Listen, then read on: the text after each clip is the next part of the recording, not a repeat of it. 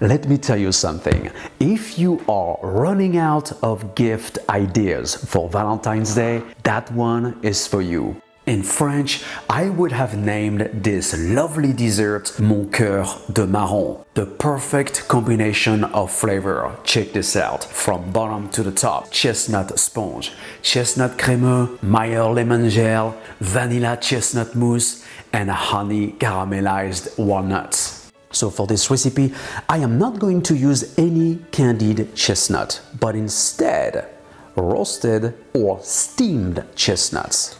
So first, I'm going to take care of the chestnut crémeux. So chestnuts are like potatoes. When you want to pass them through a food mill, it's gotta be hot. Then to soften that up, I'm gonna add simple syrup, water, rum, and chestnut cream or spread. And then I'm going to heat this up, right? And then I'm gonna throw in there a little bit of softened gelatin.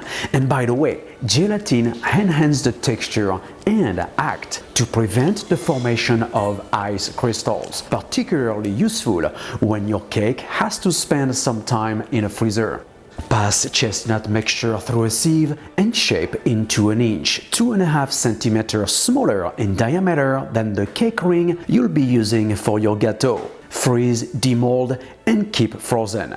Next, caramelized walnuts. By the time walnuts are in a toasting mode, I'm gonna cook together honey, which by the way means ma ou mon chéri in French. Alright, so cook honey, water, and butter to dark amber caramel.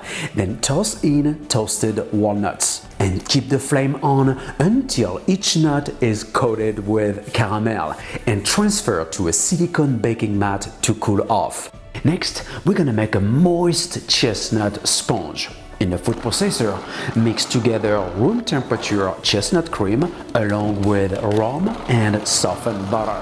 Add the eggs, flour, and baking powder. Once homogenized, throw in there chestnut chunks.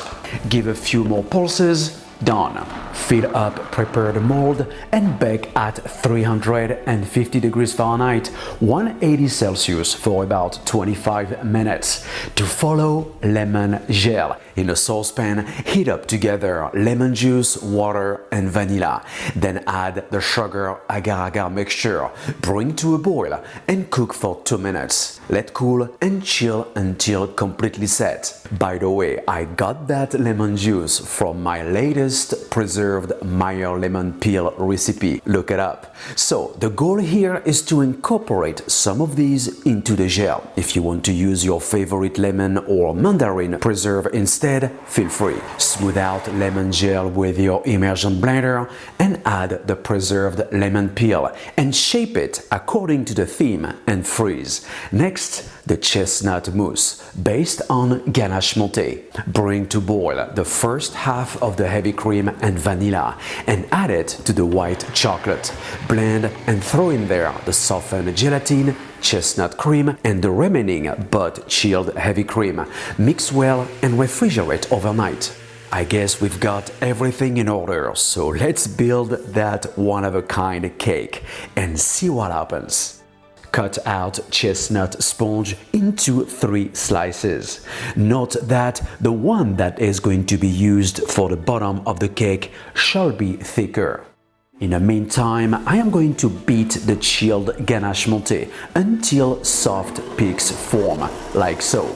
Do not overwhip, otherwise the filling is not going to spread well inside the mold and you may end up with air pockets, and that's not what you want. So you want to place the thicker chestnut sponge in the cake ring and pipe out some of the chestnut mousse all around and coat the edges with the back of a spoon. You want to make sure that no empty spaces are left behind. Then add the frozen chestnut crémeux, followed by the sponge and the lemon gel. Top with more mousse and even out with an offset spatula and freeze the cake overnight. Since this recipe makes 2 medium-sized cakes, I'm gonna make the second one using a silicone mold. For that one though, you're gonna have to build your cake in an upside-down fashion. Chestnut mousse, lemon gel, chestnut crémeux, and the sponge, just one. freeze overnight, and demold. So this is how I want my heart-shaped cake finished. I'm gonna glue 3 caramelized walnut halves first, using the leftover mousse, and freeze. The next step is totally optional. You know, there is an artist in all of us, so it's up to you to try that one out. So I'm going to create a very fancy chocolate lace using tempered dark chocolate and cones made out of parchment paper. Definitely a time-consuming project, but fun. So I'm gonna finish the cakes using the chocolate velvet effect. I'm gonna spray a warm mixture called enrobage floquing, a 1-to-1 ratio of cocoa butter and chocolate, and you spray it over your frozen cake. If you don't have a spray gun, you can find chocolate velvet spray online. I hope guys you have enjoyed this one-of-a-kind Valentine's dessert idea episode. To get the full recipe, go to my website at brunoalbouze.com. Don't forget to subscribe to my cooking channel and website. And please try this out. Take a pic and tag me on Instagram at Bruno Albouze. Bonne nuit les amoureux, see you soon.